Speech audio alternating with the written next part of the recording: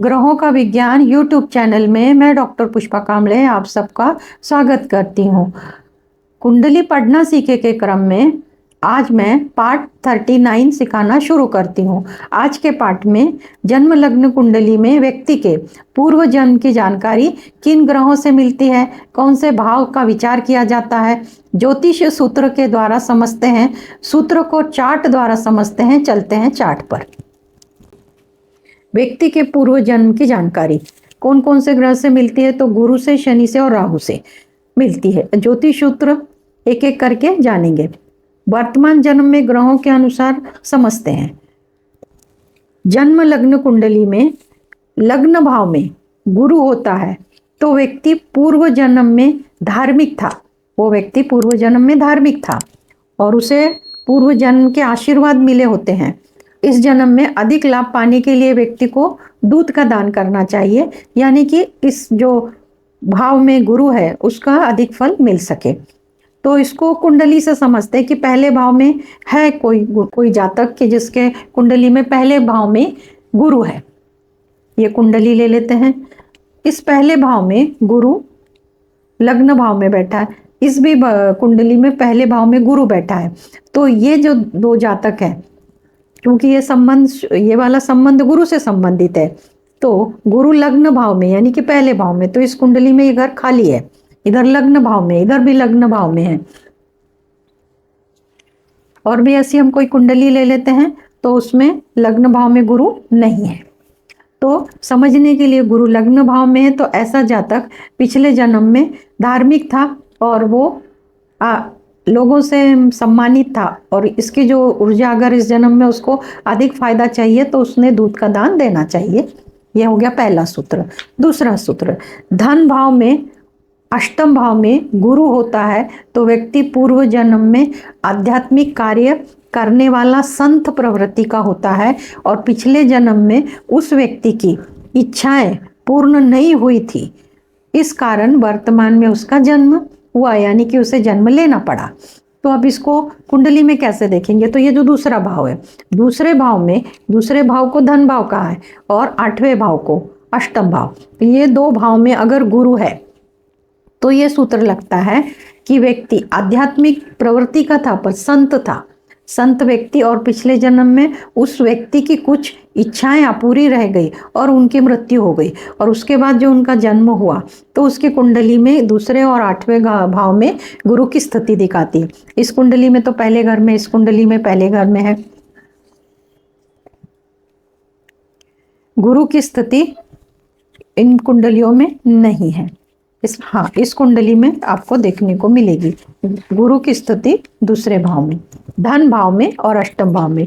तो गुरु की स्थिति धन भाव में है तो ये जातक पिछले जन्म में कुछ इच्छा पूरी नहीं होने के कारण उसने जन्म लिया है और उसी इच्छा के ऊपर वो इस जन्म में काम कर रहा है। तो दूसरे घर में इधर पे गुरु है, वो इस सूत्र इधर अगर 8वें भाव में अगर गुरु है, राशि कोई सी भी हो, यहाँ पे शुक्र है, यहाँ पे खाली है, यहाँ पे खाली, यहाँ पे अगर गुरु होता है, दूसरे भाव में गुरु होता है और 8वें भाव में, तो ये सूत्र लगता है कि उसके पिछले जन्म की इच्छाएं पूरी नहीं थी, वो इच्छाएं पूरी करने के लिए उसने वर्तमान जन्म लिया है। तीसरा, जन्म लग्न कुंडली में अष्टम भाव में शनि राहु युति में होते हैं तो व्यक्ति पूर्व जन्म में तंत्र मंत्र का गलत इस्तेमाल करके उसको वर्तमान जन्म लेना पड़ा, क्योंकि जब वो तंत्र मंत्र का गलत इस्तेमाल करता है तो उसके परिणाम भी गलत मिलते हैं, उसी कारण से उसको वर्तमान जन्म लेना पड़ा। तो इस कुंडली में देख लेते हैं कि शनि राहु कुंडली में अष्टम भाव में यानी कि 8वें भाव में, इस भाव में 8वें भाव में राशि कोई सी भी हो पर शनि और राहु की अगर युति होती है तो उस इंसान ने पूर्व जन्म में तंत्र मंत्र का प्रयोग किया है। तो जो भी अपनी उदाहरण कुंडली में है 8वें भाव में किसी का भी शनि और राहु नहीं है, शनि और राहु नहीं है। समझने के लिए ऐसे समझते हैं कि ये 8वां भाव है, इधर शनि और राहु है, तो इस जातक को पिछले जन्म में तंत्र मंत्र क्रिया से कुछ गलत होने के कारण से उसको वर्तमान जन्म लेना पड़ा। चौथा सूत्र, जन्म लग्न कुंडली में शनि धन भाव में होता है तो व्यक्ति बिना कारण किसी को मतलब इस व्यक्ति ने कोई कारण न होने के वजह भी किसी व्यक्ति को तकलीफ दी होती है, और उस व्यक्ति ने उसको शाप दिया होता है, और फिर श्राप के कारण वर्तमान में वो जन्म लेता है, और उसको इस जन्म में आर्थिक और शारीरिक परेशानियों का सामना करना पड़ता है। आर्थिक यानी कि पैसे की तंगी रहती, शारीरिक यानी कि उसको बीमारी रहती है। तो उसने शनि धन भाव में यानी कि दूसरे भाव में जब शनि होता है तो व्यक्ति ने किसी का कोई दोष नहीं होते हुए भी उसको तकलीफ दी होती है, इस कारण, और वो जिसको तकलीफ दी होती है उसके श्राप देने के कारण उसको ये जन्म लेना पड़ता है। तो कुंडली में दूसरे भाव में शनि इस कुंडली में है, मीन लग्न से शुरू हो रही है 12 नंबर से, और दूसरे भाव में शनि 1 नंबर यानी कि नीच राशि का है। इस जातक ने पिछले जन्म में किसी इनोसेंट जिसका कोई दोष नहीं है, उसने उसे सताया भी नहीं है, इसने जानबूझकर उसको तकलीफ दी है, और उसके श्राप मिला है इसको, और वो इस जिंदगी में वो श्राप को लेके झेल रहा है। ऐसी स्थिति में उन ग्रहों की पूजा पाठ मंत्र साधना करनी होती है। अब 5वां सूत्र, कुंडली में पंचम भाव में शनि राहु तो हमने शुरू में ही देखा, गुरु और शनि राहु पिछले जन्म की जानकारी देते हैं। तो पंचम भाव में यानी कि ये जो 5वां भाव है, ये 5वां भाव, ये 5वां, ये 5वें भाव में शनि राहु की युति होती है, तो व्यक्ति पूर्व जन्म में घातक शस्त्र यानी हथियार, धारदार जो भी चीजें हैं मारने की, उसके द्वारा किसी को हानि पहुंचाई है, यानी कि मारा होता है। इस कारण से वो वर्तमान में जन्म लेना पड़ता है या जन्म लेता है। इस समय व्यक्ति को खुद की संतान से किसी न किसी प्रकार की परेशानी होती है। तो यहाँ पे देख लेते हैं शनि और राहु पंचम में, यहाँ पे राहु है, शनि नहीं है, यहाँ भी केतु है, शनि नहीं है, इस भी कुंडली में नहीं है। पर सूत्र समझने के लिए, अगर यहाँ पे शनि और राहु है तो ऐसे जातक को उसकी संतति से तकलीफ होती है। एक तो उसकी संतति उसको ठीक से संभालती नहीं है, और जो उसने पूर्व जन्म में कृत किया है वैसा ही उसकी संतान भी दूसरों के साथ वैसा बर्ताव करती है। शनि और राहु पंचम भाव में होते हैं तब। अब कुंडली में भाग्य भाव में शनि होता है, यहाँ पे राहु नहीं है, सिर्फ शनि है। भाग्य भाव में, नवम भाव में अगर शनि अकेला होता है तो व्यक्ति पूर्व जन्म में किसी दूसरे व्यक्ति के प्रगति में, उसकी तरक्की में अगर बाधा बन के उसे हानि पहुंचाता है, तो इस कारण से उसे इस जन्म में इस वर्तमान में उसको जन्म लेना पड़ता है। यानी कि भाग्य भाव में, नवम भाव में शनि होता है जिसकी भी कुंडली में, तो उसने पिछले जन्म में बिना कारण किसी की जो भी तरक्की होती है तो उस तरक्की में बाधा पहुंचाई है, तो उसका परिणाम क्या होता है? तो इस जन्म में उस व्यक्ति को नौकरी में बहुत अड़चन आती है, उसको समय पे नौकरी नहीं मिलती है, नौकरी के लिए दर दर की ठोकरें खानी पड़ती है। अगर किसी कारण से नौकरी लग जाती है तो नौकरी में बहुत परेशानियों का सामना करना पड़ता है। तो नौकरी में या नौकरी मिलने में ऐसे अनेक परेशानियों का जो सामना करना पड़ता है। तो जिस भी व्यक्ति के जिस नवम भाव में अगर शनि बैठा है, अगर वो नीच राशि का हुआ तो और भी परेशानियां बढ़ जाती हैं, पूरी जिंदगी उनको परेशानियों का सामना करना पड़ता है। तो इन जितनी भी कुंडली है इनमें शनि नवम भाव में नहीं है। जैसे अगर ये इस कुंडली को लेते हैं, सिंह लग्न से शुरू है, तो उसके अगर नवम में अगर शनि बैठ जाए तो वो नीच राशि का होगा, तो ये वाला सूत्र इस कुंडली में लग जाएगा। पर उदाहरण के लिए बताया कि नीच राशि का शनि भाग्य में बैठेगा तो इस तरह नौकरी में बहुत सारी अड़चनें आएंगी। नौकरी एक तो समय पे नहीं लगेगी, और लगेगी तो छूटती रहेगी, और छूटते रहेगी तो उसमें कोई तो भी अड़चनें आएंगी, कोई गुनाह होते जाएगा, कुछ बुरे कर्म होते जाएंगे, ऐसे प्रकार की परेशानियों का सामना करना पड़ेगा। 7वां सूत्र, जन्म लग्न कुंडली में 4 ग्रह या 4 से अधिक ग्रह स्वराशि के या उच्च राशि में होते हैं तो व्यक्ति पूर्व जन्म में लोगों के लिए सामाजिक और धार्मिक कार्य किए होते हैं। जिस जातक की कुंडली में 4 ग्रह स्वराशि के या उच्च राशि के हैं अभी, तो ऐसा समझा जाता है कि उसने पिछले जन्म में लोगों के लिए सामाजिक और धार्मिक कार्य किए होते हैं। तो इस जन्म में उस व्यक्ति को लोगों से मान सम्मान मिलता है और वो धार्मिक होता है। तो ये सूत्र कैसे लगता है किसी कुंडली में, देखते हैं। 4 ग्रह, अब ये कोई से भी 4 ग्रह हो, तो अब इधर पे मकर राशि है और शनि स्वराशि का हुआ, इधर धनु लग्न है, केंद्र में धनु राशि और गुरु स्वराशि का हुआ, यहाँ पे गुरु मित्र राशि का है। परंतु सूत्र कहता है स्वराशि और उच्च राशि, तो इसमें स्वराशि 2 में तो मिली, परंतु इसमें मित्र राशि में मिला, पर ये एक ही ग्रह मिला है, ये जो एक ही ग्रह मिला है, हाँ इसमें मिल गया है दूसरा ग्रह, इस वाली कुंडली में बुध।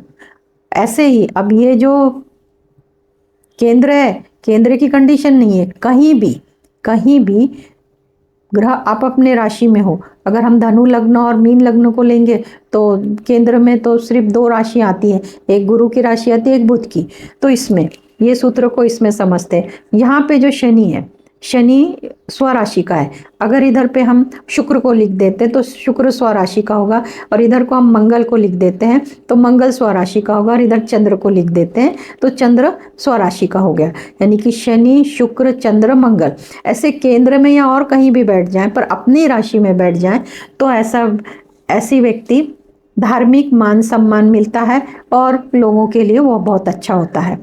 तो इस कुंडली में एक ही योग मिला है, इसमें 2 मिला है, पर सूत्र बोलता है 4 से अधिक। तो ऐसी कुंडलियां आपको श्री राम और श्री कृष्ण भगवान की कुंडलियों में ये योग देखने को मिलते हैं।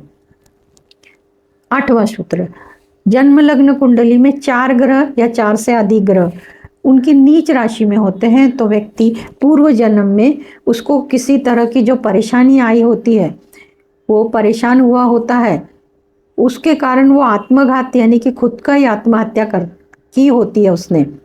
अगर 4 ग्रह नीच के हैं और अपने ही नीच राशि में बैठे हैं, और तो ऐसी स्थिति में वो पिछले जन्म में आत्महत्या करके उसकी मृत्यु हुई होती है, यानी उसने आत्मघात किया होता है, तो खुद को नष्ट किया होता है।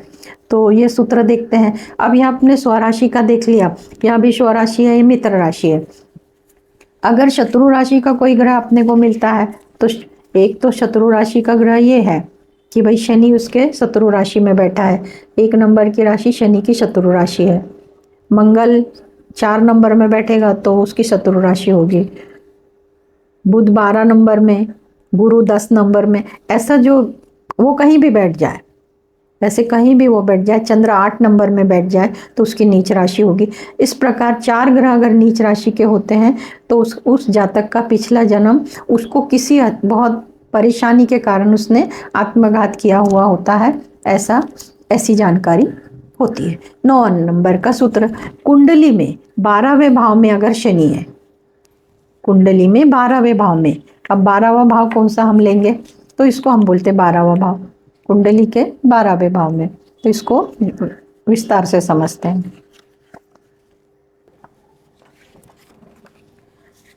ये खाली चार्ट है सिर्फ अपन समझने के लिए। शनि 12वें भाव में होता है तो क्या, तो ये पहली कुंडली, बाकी के ग्रह नहीं लिखे हैं, मेष लग्न की है, पर शनि 12वें भाव में मीन राशि में बैठे हैं, तो ऐसा जातक कैसे और क्या होता है, तो व्यक्ति के नज़दीक के यानी कि एकदम जो अभी का उसका जन्म है उसके पिछला ही जन्म, यानी कि हम पिछला ही जन्म लेते हैं ऐसा नहीं होता है, पर हम पिछला भी जन्म लेते हैं ऐसा भी होता है। तो इस सूत्र में अगर शनि 12वें घर में है तो नज़दीक का पिछला जन्म, जो पिछले जन्म में जो कार्य किया है, तो उदाहरण के लिए इसको साथ साथ समझते हैं। ये जो जातक है, व्यक्ति है, इसका शनि 12वें घर में है, सूत्र बोलता है अगर 12वें घर में जिसका शनि है तो इस इंसान ने, इस जातक ने, व्यक्ति ने पिछले जन्म में जो कार्य किया है वो ही कार्य वो इस जन्म में कर रहा है। शनि होता है तो व्यक्ति के नज़दीक के पिछले जन्म में जो कार्य किया है, व्यक्ति इस जन्म में शनि की महादशा में पिछले जन्म के कार्य इस जन्म में करता हुआ जीवन जीता है। यानी कि अगर जो प्रोफेशन वो आज चूज कर रहा है तो उसने पिछले जन्म में भी वही प्रोफेशन में काम किया होता है। तो शनि 12वें भाव में होने पर यह परिस्थिति होती है, और ऐसी व्यक्ति दूर देश में जाकर वहाँ खुद का मकान घर बनाकर रहता है। जहाँ व्यक्ति ने घर बनाया है, जिस एरिया में, जिस जगह में इंसान ने घर बनाया है, उस जगह पर पिछले जन्म में उसी घर का इस्तेमाल इस जातक ने किया होता है और घर की सभी चीज़ें उसकी परिचित होती हैं। सूत्र वापस एक बार, इस व्यक्ति का कहीं पर भी जन्म हुआ है पर इसकी कुंडली में 12वें भाव में शनि है, तो वो पिछले जन्म के कार्यों को इस जन्म में वो करता है, पहली बात हो गई। पर जन्म से दूसरे देश में, यानी कि जन्म स्थान से दूर देश में जाता है और वहाँ पर वो अपनी कमाई से खुद का मकान घर बनाता है, और वो जो मकान बनाया हुआ घर है उधर जाके वो जगह ढूंढता है, तो वो इस जन्म में ढूंढता है, पर वही जगह ढूंढता है जो उसने पिछले जन्म में उसी घर में रहा था, और वो जो जो चीज़ें उसने इस जन्म में बनाई है वो सब उसके पिछले जन्म से संबंध रखती है, वो सब चीज़ें उसके पिछले जन्म की ही हैं।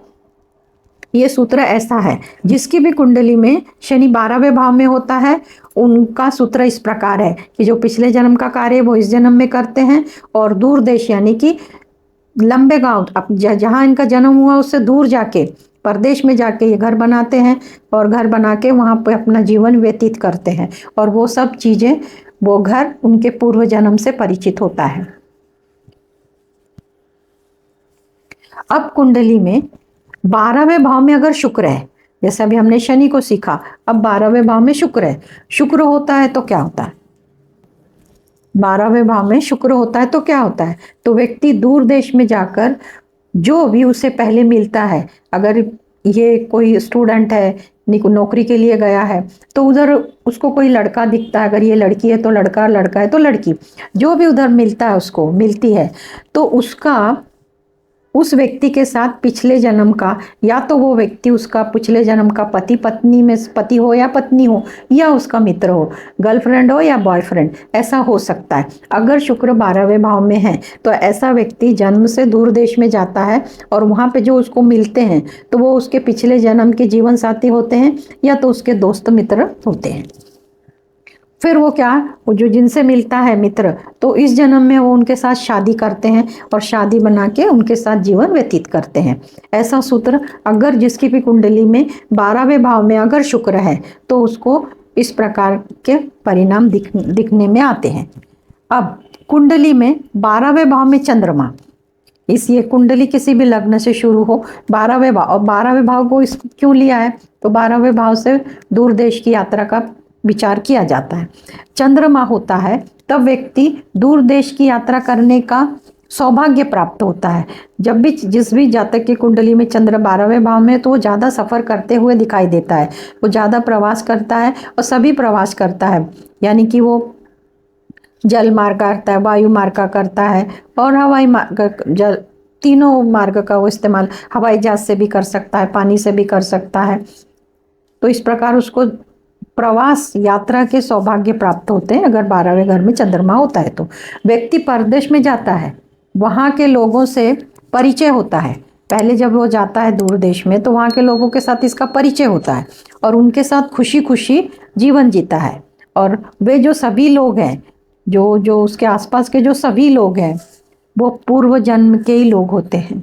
वो सभी जो अभी इस जन्म में उसके साथ में रह रहे हैं, उसको मदद कर रहे हैं, इसकी मदद ले रहे हैं, ये खुशी खुशी वहाँ पे रह रहा है, पर वो जो सब लोग हैं उसके पिछले जन्म के होते हैं।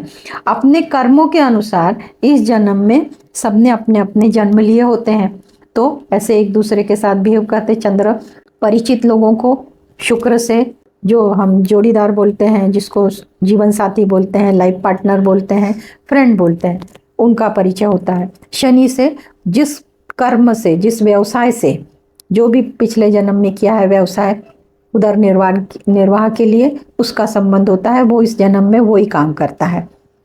उधर निर्वाह के लिए हुआ, ये पति पत्नी के लिए हुआ, मित्र परिवार के लिए हुआ। चंद्रमा आपस के लोगों के लिए हुआ, जो एक सामाजिक दृष्टिकोण से चंद्रमा उनके साथ मिलजुल के रहने के लिए बाध्य है, और वो लोग भी इनके साथ मिलजुल के रहने के लिए बाध्य हैं, यानी कि पूर्व जन्म के इनके मित्र परिवार हैं, परिचित है। सभी मित्र परिवार मित्र में काउंट नहीं होते, पर जो भी परिचित होते हैं वो सब इनके इस जन्म में शुभ चिंतक होते हैं, यानी कि इनको सपोर्ट करते हैं, सहायता करते हैं, और इनको ये भी उनको सपोर्ट करते हैं और सहायता करते हैं।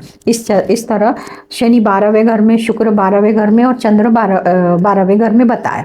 परंतु बहुत सारी कुंडलियों में हमने ऐसा देखा है कि ग्रह तो जहाँ जहाँ बताए वहाँ पर स्थित है, परंतु वर्तमान जन्म में उन सब के उनको फायदे नहीं मिल रहे, और जिस गुरु के लिए, राहु के लिए, शनि के लिए, राहु के लिए अष्टम भाव, दूसरे भाव में, द्वितीय भाव में, अष्टम भाव में, पंचम भाव में जो तकलीफें आ रही हैं जिस जिस ग्रह से, तो ग्रह मुख्य ग्रह है गुरु राहु शनि, ये तो मुख्य ग्रह है। और यहाँ पर जो शनि है, शुक्र 12, चंद्र 12 में, तो ये तो लाभ दे रहे हैं। पर इसके अलावा जो ग्रह हैं, हाँ ये तो लाभ दे रहे हैं, पर जितना लाभ मिलना चाहिए उतना तो नहीं मिल रहा, ये भी एक बात है। तो इन ग्रहों की ये डिग्री में कम होंगे, अंश बल में कमजोर हैं, तो ऐसी अवस्था में मंत्र, दान, पूजा पाठ करके इनकी ऊर्जा बढ़ाई जा सकती है। और ठीक उसी प्रकार पंचम में अगर शनि राहु है तो इनकी संतति को तकलीफ है, संतति की प्रगति, संतान की प्रगति नहीं हो रही है, ऐसे केस में शनि राहु के भी मंत्र करके, दान करके भी, पूजा पाठ करके उस ग्रह की ऊर्जा बढ़ा के 5वें भाव से फायदे लिए जा सकते हैं। ऐसे सभी 12 ही भाव में जो जो तकलीफें हैं, तो उसमें मुख्य भाव है दूसरा भाव, पहला लग्न भाव, दूसरा भाव पंचम भाव, भाग्य भाव, और अष्टम भाव 12वां भाव। तो इन भावों से जो संबंधित तकलीफ है जातक को, वो तकलीफ मंत्र से, दान से, उपाय से समाप्त होती है। तो जिनकी भी कुंडली में ग्रह अंश बल में कमजोर है ना, तो उन्हें पूजा पाठ मंत्र करना जरूरी होता है। कुंडली में ग्रह अंश बल में कमजोर है, अशुभ ग्रह से दृष्ट है, अशुभ स्थान में स्थित है, और जिस जिस स्थान में बताया उस ग्रह में गुरु, शनि, राहु युति में है, तो उनको उनका लाभ नहीं मिल रहा है। ऐसी स्थिति में उन्होंने उन ग्रहों के मंत्र, पूजा पाठ, ध्यान, दान करना चाहिए। मैंने मेरा दूसरा चैनल स्वदर्शन ध्यान साधना यूट्यूब चैनल में साधना, मंत्र, दान संबंधित जानकारी विस्तार से बताई है। आप उस चैनल में जाकर जानकारी प्राप्त कर सकते हैं। उस चैनल का लिंक मैं आपको आई बटन पे देती हूँ, आप उस चैनल पे जाके जानकारी प्राप्त कर सकते हैं। आज के क्लास में इतना ही, धन्यवाद।